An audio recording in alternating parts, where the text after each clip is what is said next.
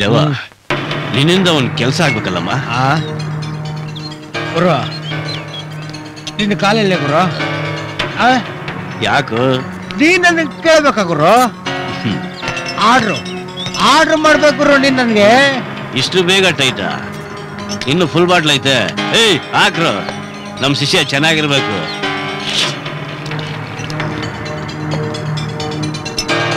ಏನ್ ಗುರು ನೀನ್ ಲೆಕ್ಕ ತೋರಿಸಿದ್ದನ್ನ ನಾನು ಹ್ಯಾಂಡಲ್ ಮಾಡ್ಬಿಡ್ತೀನಿ.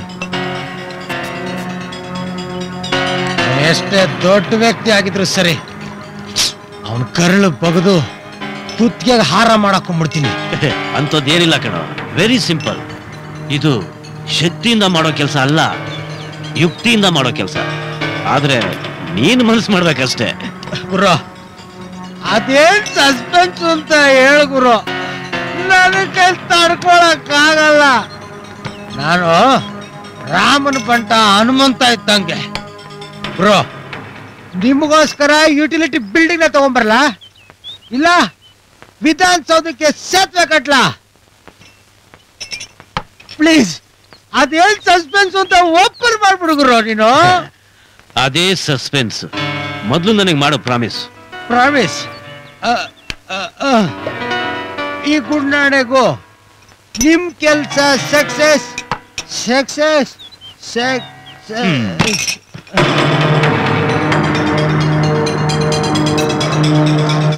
ಮಾ ಎಲ್ಲಿದ್ಯಮ್ಮ? ಬೇಗ ಬಾಮ್ಮ. ಬಂದೆ ಕಣೋ.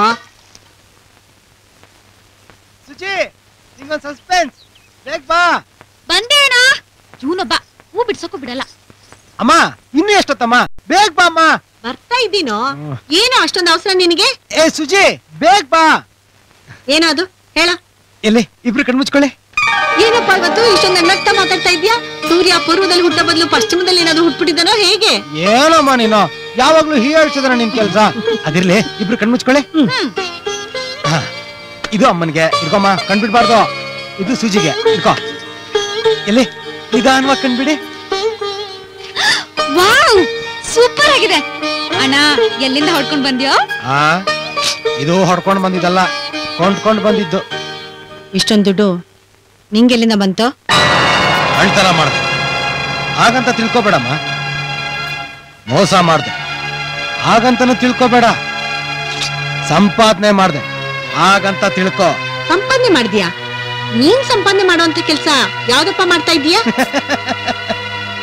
ಅದೇ ಸಸ್ಪೆನ್ಸ್.